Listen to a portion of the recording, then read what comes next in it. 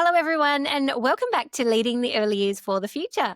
I am your host, Amie Fabry, and today I have the joy of speaking with Ciara Conran, who is an early childhood educator and leader and an advocate for all children and the early childhood education and care sector. Thank you so much for the work that you do, Ciara, and thank you for joining me today. Thank you for having me, Amy. It's always great to come on and talk with like-minded people within the sector who share that vision for the future of the early years within Australia and worldwide. Absolutely. I couldn't agree more, which is, really why I started this podcast so that Mm. it was another channel to have more conversations about what matters, but also about leadership. And so I'm really keen to hear your journey as a leader in the sector. But the very first question I always ask guests is, can you share something about yourself, perhaps a hidden talent, something that even just lights you up and brings you joy that might sit outside of your professional role? Yeah, sure. Well, it mightn't sit too far outside, but I'm a mum of three and I have 2-year-old twins who definitely spark joy and, they have a lot of energies. I guess being that mum of three in line with the early childhood sector really resonates with the work that I do, but also brings me so much joy outside that space as well. Spending time with my three children, watching them grow. I also, which is, very cliche as well, I guess, but I love to learn in outside my profession. So I stay within the realm of early childhood sector, but I really love researching, investigating, reading. I think knowledge is power. So that is something that I like to do in my downtime to help me relax. And I just think, some people are driven by, money, status, things like that. I'm really driven by knowledge. And I think knowledge is power. And it's also a key to many opportunities. So that's something that I really like to do in my downtime. No hidden talents Beautiful. that I've found yet anyway. There's Well, time yet though. being a lifelong learner, I think, is a talent. Yeah. Having that dedication and commitment to continuing your own learning is actually really an amazing skill to have. And yeah, resonates with me. Plus, having children, I mean, what greater joy is there than actually Yeah, spending time with absolutely. And I children? mean, I think, working in the early learning space and, being a mom of three, it just kind of has that full circle moment of, I'm doing this Mm. as my profession, but I'm also doing it to help my children to, prepare them for the world that they will enter into as well. So Yeah. And I know myself, once I had children, wearing a different hat, from being an educator, I suddenly mm, had such a different lens on yeah. children and their development, but even from because I could put myself in the shoes of a parent. So Yeah. it only strengthens your understanding, I guess, and your skill set, right? So tell Yeah, us, and Kara, I about do the think work that you is do.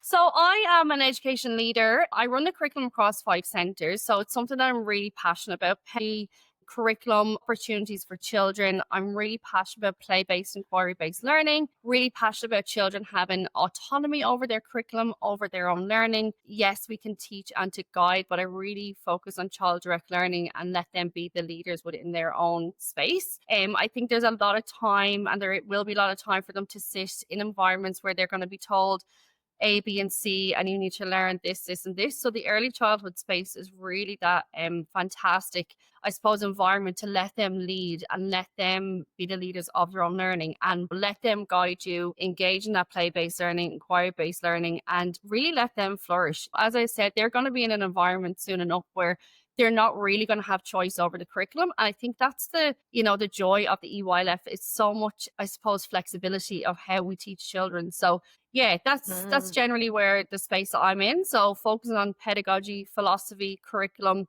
ensuring children have access to high learning outcomes, and also empowering educators and teachers as well to provide that for children. So, if you look at the younger years, not restricting children to any form of learning based on their age. We work with the Trust Institute a lot, and they kind of said something that resonated with me. You don't do letter of the week because it would take X amount of weeks to get back to the start. You expose children to every letter every day because it's something that they are going to be exposed to. So why not do it from, the early years, the very early years? And that resonated with me a lot as well, because I think sometimes we underestimate children and what they can learn. But, looking at them as capable learners really opens up the doors for them to really, take in everything and give them that high level of exposure. What led you to work in the early years? So I've studied in Dublin City University in Ireland originally, and I studied education and training. And then I worked in the social care space in Ireland before I immigrated over here. And I've just always had a love of children. I'm the oldest of five, so I've 4 siblings, 2 sisters, 2 brothers. And I've always kind of been in that, role, mother role, leader role, caring role, nurturing role. But it wasn't until I moved to Australia where I just saw this shift in from where I worked before to here, and the strong emphasis on early childhood. I came 2004, so the EYLF was just being rolled out in 2012. It was all new, it was fresh. There was new legislation, there was new curriculum, and I was also able to get those opportunities to step into those leadership roles as an education leader. And then as I became more in tune with the curriculum, that's when my love for it really kind of snowballed, I guess. I continued to study my grad dip in teaching. I'm doing my master's at the moment. And when you look at the child's brain and how much it forms in those early years, I just found it really fascinating. So the more I was in the space, the more interested, I guess, I got in, the neurological side, the biology of every kind of aspect of the early years. And then also kind of really recognizing the impact we can have on children. Children are going into a new generation at the moment, and we have the power to kind of change that trajectory of what the world can look like for children. So when I realized that the impact and the influence we have can be colossal for these children, I just really thought this is something I really have to immerse myself into with the children, with educators, and supporting the sector as a whole. Can you tell me about your journey from educator into the educational leader role? Yeah, so that would have been a long time ago now. I was working in a service and I was in the kindy room, and I just had a really strong interest in the curriculum. I used to run the curriculum, I used to design the curriculum, and I was actually approached by a fellow educator that was in a leadership role and said, "Oh, you should be the education leader." And I didn't know what that was at the time. As I said, it was 2014. It was all quite new. Nobody kind of really knew what it was. So I did that for a while. Then I moved into a different position, back into the kindy room again, because the older kind of age group of the 0 to 5 would be where I've had most of my experience. And then it kind of really kicked off then after 2014 onwards, the emphasis on the education leader. So I was very lucky then to be offered a position in my new job that it was new then. I'm there nearly 10 years now, but to be able to really take that education leader role seriously and to support educators, but also learn with educators as well. As I said, it was very early on, 2014, 2015, when everything was quite fresh. So all these things were emerging as, education leaders were learning after a couple of years. So keeping up to date with all that kind of legislation, regulation, new information, so learning with the educators was really important to me as well. And was really beneficial for my role as an education leader, because I was learning with the educators that I was supporting.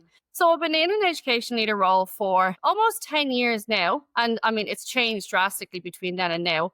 Obviously, the more you know, which is fantastic. So yeah, that's kind of my journey from educator to early child education leader. And then I did my teaching in the middle of that as well. So early childhood teacher. So it's been a journey, and I'm still studying as well, which would go back to the lifelong learning interest that I have, because I do think that everything is changing very fast, as not just in the early childhood space, but in the world itself. And we need to keep up to date just for the best interests of the children. It is so true, and we were having a bit of a chat before we hit record just about some of the big changes that are happening sort of at a system level in terms of early childhood. But you're so right. Even when we think about childhood and we think about society, like all of our lives are constantly evolving and changing. They don't look the same as they did 5 years ago or 10 years ago.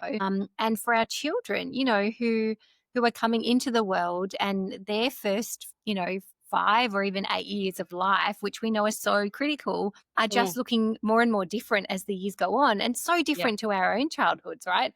Yeah, absolutely. There is so much for us to be thinking about. So your role as an educational leader is supporting the educators across 5 services, you said? Yeah, across 5 with services. Pedagogy and curriculum. Yeah. And it's something I'm really passionate about. So, I obviously see it as a career and profession, but it really excites me. It really excites me looking at the curriculum, evolving the curriculum, reflecting on the curriculum, and also empowering educators, new educators that come in, educators that have been in the sector for a long time, engaging in those robust debates of, hey, you've done this, how could we do this? Or could we do it this way? And, I always say a good leader always, doesn't have to, no, not everybody has to agree with them. But I always say if you can kind of engage in a debate back and forward, and I can walk off and say, they know their reason why. It may not align with my pedagogy, but that's theirs. And I'm respectful of that because they know their reason why. So I think that's a big factor as well in leadership as well, that, yes, you can lead and you can have your own pedagogy and philosophy, but not everybody is going to align with yours. But I think if they know their reason why, and I just love supporting educators to find their reason why, as in, I'm doing this because X, Y, and Z. I may not think that won't be part of my pedagogy, but I have to respect that educator, and it is part of theirs. So yeah, I'm continuously learning as a leader and continuously working with educators who push those boundaries as well, and don't just say, yep, this is what I'm doing, or you've said this, so here it is, wrapped up in a shiny bow. But they challenge me as well. So I think that's fantastic. That's so good. So good. I love there's a saying, about every time you interact with someone that you are somehow changed. And I think, I'm reflecting on you talking about your role as a leader, and that you might not necessarily be seeking to change one of your colleagues, but actually to understand them or help them to really engage with why they do what they do. And so that is having an impact on them. They might not change their practice, but it sounds like you're helping them to really connect with their own values and beliefs and purpose and knowledge for why they do what they do. And that is really powerful. Yeah. And one example of that was part of my pedagogy and philosophy. I love that children make their own interpretation of their creative art experiences. And I worked with a teacher who had it was like a coloring in kind of sheet. And I said, could we look at doing something a bit more, that they can focus on this? And she said, well, this is actually something that they brought from home. And I've done research to show that this can incorporate, relaxation, conversation, engagement. So she really kind of said, yeah, no, I understand your pedagogy. I'm doing this. This is my reason why. And then I also tuned into Saman and Slashery when they were talking about it before. And they were like, that could be the only thing that engages that child in that day. And just because it doesn't align with your philosophy or pedagogy, that does not mean that the child is not going to get X, Y, and Z from it. So really having those eye-opening conversations based on research as well, and based on those conversations and, knowing the child as well and what would kind of help them within that environment. So light bulb moments like that for me really kind of solidify my role, because it's like, you are correct, you know what I mean? And, two things can be correct at one time, do you know what I mean? Without having to say, this is A and this is B, and you have to do this or you have to do that. So yeah, I just love those kind of really light bulb conversations where I'm learning alongside educators as well. What a great example. I love that. And I have to say, when you mentioned colouring in, I first thought, oh, where is this going to go? Because I probably had the same response you did. Yeah. It is so interesting, right? And it just shows the power of being curious to learn from other people. Like you said, there might actually be a really intentional decision that sits behind that. And in this case, a really beautiful one that it's actually taking the lead from the child. Yeah. Ciara, tell me about the role of advocacy. What does advocacy look like, and how does that fit into your role as an educational leader? Yeah. Well, I've taken on the role of advocacy very seriously in the past number of years. And I think the reason being is because we've seen such change in the early childhood space. And I did a talk at the Curtin University World Teachers Day, and the principal of Perth Modern Schools said about advocacy, if not you, who? And if not now, when? And that really resonated with me, because sometimes we think that there's all these people out here advocating for X, Y, and Z, and we'll just sit back and we will wait until the results come in and then we'll celebrate the results. But that's not necessarily always the case. And I feel like the fact that, the early childhood space is so dominant at the moment, we have such an opportunity to raise our voices and raise our concerns and really get them out to the, the space where we can make a change. With that, I reached out to the Minister, Sabine Winton. She came to the service to discuss things that we kind of felt were not working in the sector. We reached out and met with a CEQA, Michael Petrie, Carolyn Cousin, and Rhonda Livingstone as well. I had the pleasure to have a conversation with. So meeting with all these like-minded people who are in the space of changing legislation and looking at regulations really kind of brings those conversations to the forefront that you may think people are having, but they may not be. When we have conversations with people, they're actually kind of quite shocked to say, "Oh, well, I didn't know that." One would be the qualifications, which I won't get into too much, but obviously you have to have your Cert 3 diploma or working towards a nationally recognized qualification, which is fantastic. But we have other professionals that want to get into the early years space, such as primary school teachers, and they can't be recognized as anything at the moment. So that's not to say that they don't have a wealth of knowledge that they can contribute to the early childhood space, but it's something that we brought to a CEQA as well for conversation, which they've changed in the OSH space. So I don't think it is too far, because they've recognized that different qualifications can actually benefit the children.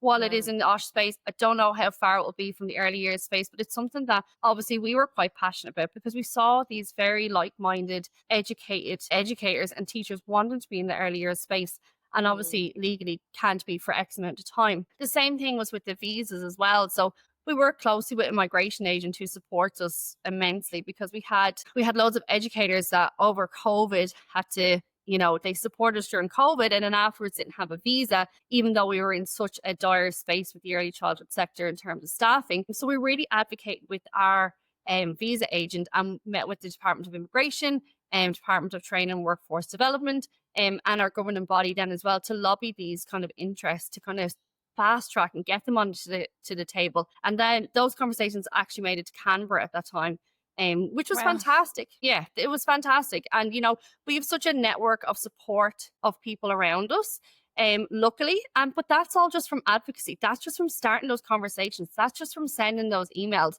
So I would go back to the, if not you, who, and if not now, when. If you find something in the space that you feel like you're really passionate about and you want to advocate for it, I would just say, the time is actually now. People are talking. We have a wealth of information. We have so much access to information. Even, the people that you mightn't think are accessible.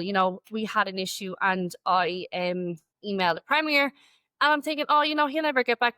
But he did get back, and he, directed me on to somebody else. Like, the emails will be answered, and if they're not, just send them again, because, someone will get back to you, because the time is now, because as he said, if not now, when, Yeah, that's such a good point. And I love that. If they don't get back to you, just send them again. Yeah, send an email. Yeah, reminder.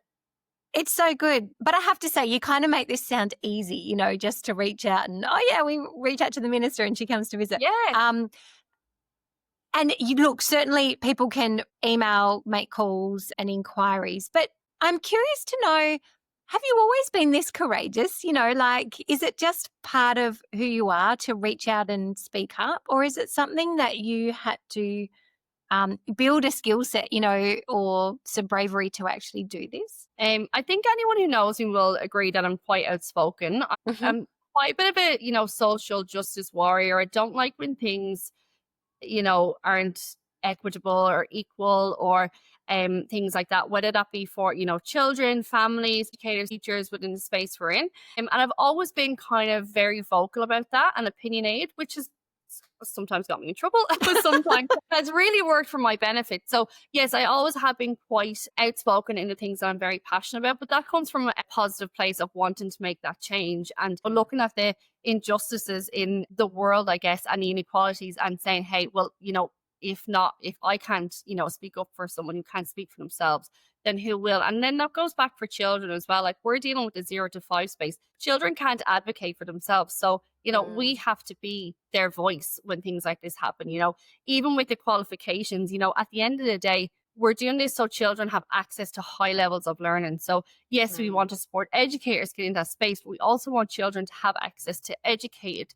reflective thinkers, critical thinkers, people who are engaging in that research and inquiry and bringing that into the early years space. So I think whatever, I'm advocating for, whether it be, the visas, the qualifications, really does come back to allowing the children to have that access. That's kind of the main focus of, giving the children the best kind of start and the best options for being in that space. And that's not just for in the work that I'm in, but I think that should be like worldwide. I think children, I think we can do better for children. I think we can give them more. And there's always Yeah. ways and means how we can do that. And I think that goes back to, my advocacy and what can I do to help this. I love that so much. Just thinking, what can I do? What can I do? Yeah. And, if we think about the sector broadly, there are a lot of us working in the sector in Hmm. all different roles. Yeah. So I love that, what can I do is really, I guess, a personal kind of call to action almost, Yeah. that we can all speak up. And, Yeah.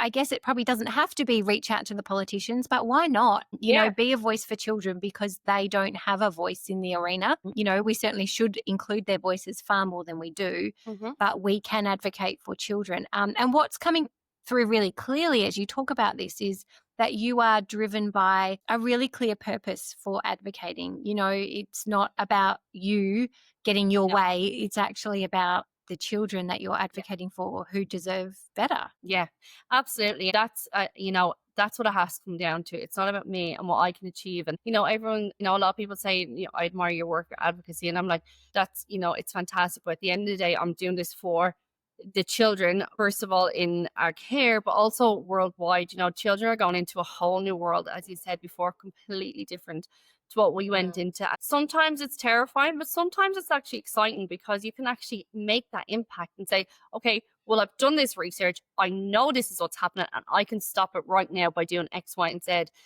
Really kind of immersing everybody into that frame of mind of like, what can we do? How can we do this? How can we make the world a better place? Because at the end of the day, the children that are in our care and that we're educating, they're the future leaders. They're the future policymakers. They're the future premiers. They're the future politicians. We want to make sure that when they're with us and, educate us, that they're left with skills that will make the world a better place. It's so true. So true. Mm. Have you faced any challenges in your advocacy work?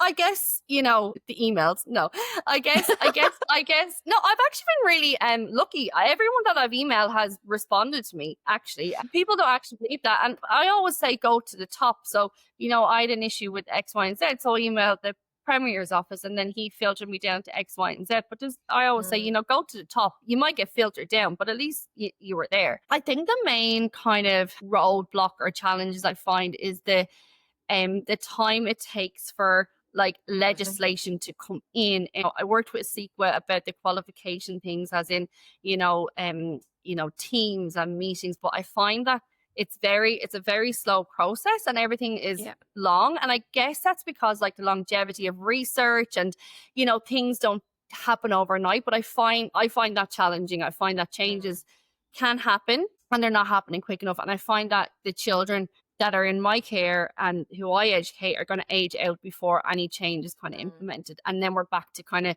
a new cohort of children, which is absolutely fine. But I find the challenges really on the legislation side in terms of how long it takes to one, get, feedback, kind of get an answer, get something on the table, and for any kind of change to be implemented. And I feel like we're shouting and we're shouting and we're shouting. And then, like tiny little changes have been implemented, but I don't think it's enough. And that's kind of frustrating. And I think that would, if for people in the advocacy space, that could kind of put them off because they're not seeing results. But I obviously have to look at it long term and, keep going with it because, if you give up now, you don't know if anybody's going to take up your role and kind of continue with it or it will just be left. So really looking for longevity of keeping this advocacy in place to make sure we actually do get results for children.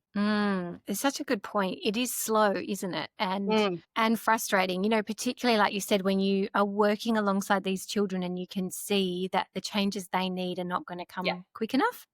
Yeah. Really frustrating. I love that you're talking about looking at kind of the end goal and keep going. But do you have any strategies or what helps you to keep going? If time is sometimes a challenge, how long it takes, but you're a busy person, you're an educator and a leader, and how do you navigate those challenges? How do you actually just keep going? I mean, do you just have an enormous amount of energy? Like I'm really keen to know how you keep going. I work in an extremely supportive environment, so I have full autonomy on what I want to achieve for center based, but also kind of on a bigger scale. So I'm very supported in that aspect, which is really great because, sometimes you come up against educators or teachers who don't have that autonomy, can't really Mm. express their opinion, and can't really make that change. So I really do have a massive amount of support, but I'm also surrounded by like-minded people within the sector. I really connect with people that are on the same page, having those conversations. And I think having those conversations and keeping in that space really does kind of keep make you thinking, because if you kind of just left it and that's it, and I'm doing this and this might work, and you're not connecting with anyone, it might just be like, oh, well, it's not going to work out because X, Y, and Z. But when you speak to other people and engage with other people, you kind of get that motivation to keep going, because you're building up, Mm. one, your voice, and two, sharing ideas as well with each other. Oh, I've done this or I've done that. Like I said, I spoke at the World Teachers Day, and one of the educators reached out to me afterwards and sent me an email that was got to do with students and the early childhood space, and what they wanted to do for change. And they said, you have a really powerful voice, we'd love for you to kind of work with us because we don't have that voice. And I mean, even just getting emails like that to help other people that can't help themselves, to make that change in the early childhood space, really does continue to motivate me to keep going, because at every corner there seems to be a kind of another roadblock. Oh, we got here, and then we get here, and then there's an issue here, and then we get here, and then it's there. So, I mean, for one, there's just so much more work to do. I think that we have to keep going, and two, surrounding myself with like-minded people and having those conversations and really engaging with the sector from kind of all different levels, from the early years, studying students, unis, TAFEs, every kind of aspect, to make it come kind of full circle. Amazing. I love that talking about having a network of Mm, like-minded people to motivate you, inspire you, but learn from too, right? Like, yeah, we yeah, only come up with our own ideas through our own lens, but there is actually yeah, lots we can learn from other people who are also advocating in the space. What works for them doesn't work. Finding new opportunities and new ideas and ways to advocate is so important, and also helps with your own inspiration and motivation to yeah, keep going. yeah, What do you absolutely. think what would be your greatest learnings about leadership and advocacy? I think my greatest learnings about leadership is not everybody's going to agree with you, and that's okay. And you need to take it as a learning tool to learn with somebody else and look at things from their point of view. I think that's been a big thing in my journey, as I've mentioned before, is learning with people, looking at other Mm. people's perspective, and growing with your team. So, not telling them this is what we're doing and this is why, suggesting that this is what we could do. What are your thoughts? Do you think we can do this a bit better? What do you think? How does this align with your pedagogy and philosophy? And I think about the advocacy as well, that's been a really important kind of space as well, because it's really kind of evolved over time. What we were advocating for a couple of years ago has now changed to something else. So it really does kind of keep you on your toes, because as I said, there's kind of always something to do. But Yeah. again, there's power in numbers in terms of advocacy. And I've met with so many great people, like yourself. And if I wasn't in that space, I wouldn't be connected to these people. I wouldn't learn from Mm. these people. I wouldn't grow. And I think that makes me a better leader as well, because the more my network expands, the more knowledge I get, the more kind of perspective I get, that I can bring it back to my team then and implement that. Amazing. It's so true, right? So true. I'm just reflecting on what you said about not everyone's going to agree with you. Mm, Whether you're leading a team or advocating more publicly or beyond your service or your school or your context, that's actually a great reminder. I'm thinking it's probably a good reminder to not take things personally, if they don't yeah. get back to you, or Yeah. it's not a sign of failure, but maybe, they just have a different priority, or they don't Yeah. have time, or they don't see it the way you do. I think that that's really great advice. And, growing with a network, growing with your team, and looking for opportunities to keep building your own skill set as a leader and as an advocate is so important. And I know too, from my experience, the more I have been brave enough to reach out to people and have Mm, conversations, you just learn so much from everybody, yeah. and you learn so much about how all the smaller pieces fit together within our sector. But really learning how other people think is Yeah. really helpful to also think about, how do you communicate a message, or how do you get someone to realize this is really important, right? Yeah. Yeah. And I think what you said about not taking things personally is a big thing to kind of take on board with advocacy work, or in any kind of work that you may be in, because that's something that I am quite good at actually, I don't take things personally in the professional space. Not everybody's going to agree with me on X, Y, and Z. I'm not going to agree with everybody. Have those conversations, have the debate, and kind of move on. I mean, if it's Mm, resolved and you've got to the end goal, just leave it at that. I think, harboring feelings of things that people might find personal will be a bit of a roadblock for people to want to kind of continue. Because, if I came up with people who didn't agree or didn't like what I was saying or didn't want to engage, and taking a person like, what can I do better? Why isn't this working for me? You have to just keep going with your own goal, not take it personally, because that's when you'll kind of just put your hands up and say, oh, it's kind of not for me. So it's easier mm. said than done not to take things personally, especially within the earlier space or any space at that. But it's one thing that I would be very confident in saying, that I have to just not take things personally. And I think that's fantastic advice for anybody. It's so true. So true. Do you have any other advice that you would give to, I guess, anyone working in the sector, particularly those who are, in your gut, right? You know in your heart when something needs to change, and, whether you are looking to speak up or whether you're someone who's looking to, how do I create a change, or how do I get to know more people and, step out of my comfort zone or advocate or lead something. Do you have any advice for them? Yeah, as I go back to that quote, if not now, when? The time is now. As I said, we have so much access to information. We've so much networking space. There's so many ways to connect with people. If it's not face to face, it could be online, it could be Teams, it could be a group. And if you feel that you are passionate about something and you feel you don't have that voice, you can connect with somebody who can be that voice. And the more you do, the more confident you will get at it as well. I've met lots of people who are very passionate about the sector, but wouldn't necessarily have the confidence to voice or speak or network or communicate. But there will be someone who can do that for you. There will be somebody who Mm, can speak for you, who can take the things you're passionate about and bring them out to, the world, and get that voice out. And then that builds up their confidence as well. I would always say to somebody in the earlier space, if you are passionate enough to have, an idea, or you want change, or you want advocacy, you want to advocate, the time is now. There's so many resources to help you. And I always say, and I've said it so many times when I've reached out, when I've spoke with people, I've sent them my email address. If you want me to help you, if you want me to be your voice, if you want me to connect you to X, Y, and Z, I can help you get started. Our visions and our ideas and our advocacy mightn't be the same, but I mean, the end goal is the same in the earlier space. They want to kind of mm, enhance that space or make it better or make it change. So I would always say, if you don't feel comfortable doing it, find someone who can. And there's always mm, somebody who can. I mean, and I always offer myself, I say, if you need me to help you, I mightn't be able to help you entirely, but I can be a voice. I can connect you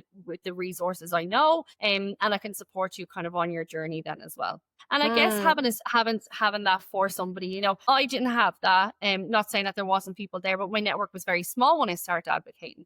As everything is in infancy. But the more you're kind of in the space, the more you're in the networking, the more you're advocating, you find more people, you find more advocates, you know what I mean? Like mm. yourself, like all the kind of people that I've met within, not just the Perth WA region, but nationwide, that they're out there and they're shouting loud. So the more you kind of get into that space, the more you'll find people are out there doing that might make it easier for you to kind of either jump on board, or ask for that help, or make that Mm. suggestion, or send that email. Such good advice. And again, if I reflect on my own experience, I was a little terrified, to be honest, to reach out to people, and Mm, networking was not my skill set at yeah. all. And I'm actually quite an introverted person. Putting myself out there was really hard. Mm, But my experience was exactly as you described. The more you are brave enough to just have a conversation, to connect with someone, share an idea or a thought you have, it does open up this whole world yeah. of like-minded people. And, Yeah. someone will put you in touch with someone else, or someone Yeah. else will connect you to an organization where you can Yeah. get